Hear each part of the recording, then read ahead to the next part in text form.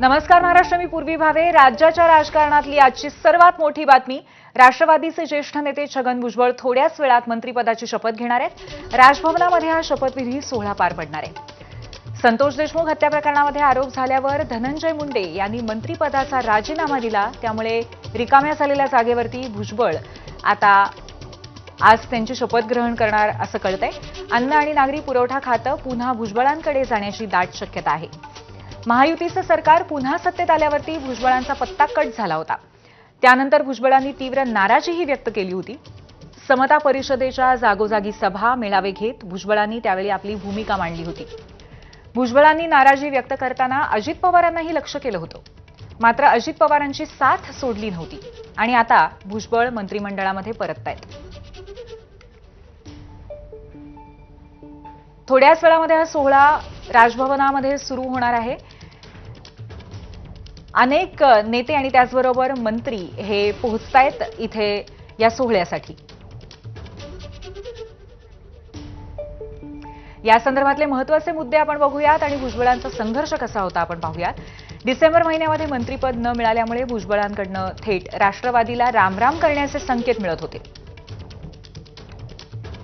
भुजबळांकडनं राष्ट्रवादीकडे पाठ करताना पक्षाच्या प्रत्येक मंगळवारी पार पडणाऱ्या बैठकीवरती सुद्धा बहिष्कार टाकण्यात आला होता.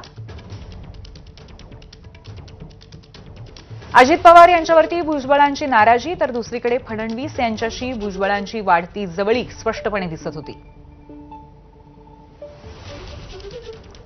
अनेक वेळा विधानसभेतील कामकाजाच्या निमित्ताने भुजबळांची आणि देवेंद्र फडणवीसांची भेट होताना प्रत्यक्षामध्ये दिसत होती. मुंडेंच्या राजीनाम्यानंतर राष्ट्रवादीमध्ये मंत्रिपदापासून डावलले गेलेल्या आमदारांची मंत्रिपद मिळवण्यासाठी फिल्डिंग अर्थातच सुरू झाली. फडणवीस यांच्या भेटी घेणं सुरू होतं आणि अखेर 4.5 महिन्यांनंतर भुजबळांच्या गळ्यामध्ये पुन्हा एकदा मंत्रिपदाची माळ पडताना आज आपल्याला पाहायला मिळणार आहे. हे बघा, संपूर्ण ओबीसी समाजाचं एक खंबीर नेतृत्व, वरिष्ठ नेतृत्व म्हणून छगन भुजबळांची ओळख मागच्या कित्येक दशकापासून महाराष्ट्राला आहे. आणि अशा या ओबीसी समाजाच्या नेतृत्वाला आज सन्माननीय राज्याचे मुख्यमंत्री देवेंद्रजी मंत्रिमंडळामध्ये समावेश करून घेत आहेत. नक्कीच ओबीसी समाजासाठी आनंदाची गोष्ट आहे.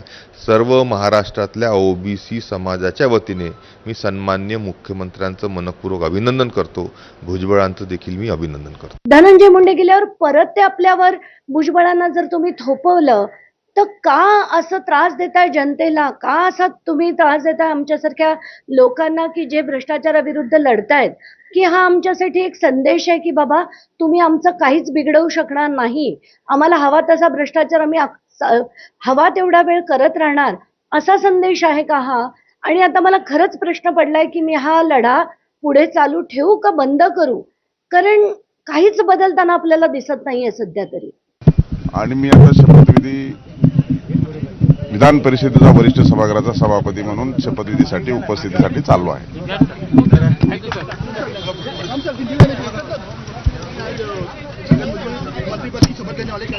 देवेंद्र फडणवीस सरकार का एक्सटेंशन है, अभी मंत्री का एक्सपेंशन होगा और पता नहीं कि किसका होगा, लेकिन 10 बजे हो, मुझे कुछ भी पता नहीं. रात 12 बजे मैसेज आया, मैं सभापति के नाते वहां पहुंच रहा हूं. एक आनंद आहे. भुजबळ साहेबांसारख्या ज्येष्ठ नेत्याचा फायदा या राज्याला निश्चित प्रकारे होईल. देवेंद्र फडणवीस साहेब, शिंदे साहेब, अजितदादा पवार साहेब या सर्वांचं निश्चित प्रकारे मी निश्चित एक राज्याचा मंत्री म्हणून त्यांचे सर्वांचे आभार मानेल.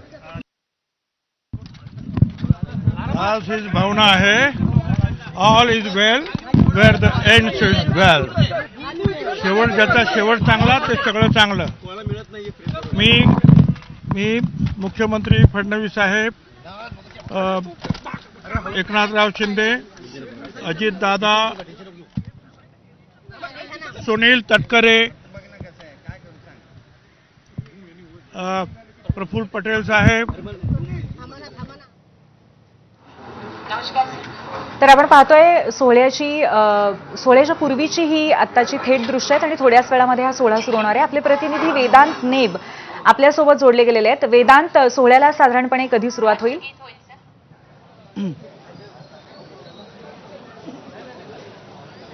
अपूर्वी अगदी 5 मिनिटांमध्ये या सोहळ्याला सोहळा सुरुवात होईल, कारण वेदांत मुख्यमंत्री क्षणभर देवेंद्र थांबवते कारण सोहळ्याला आता सुरुवात झालेली आहे.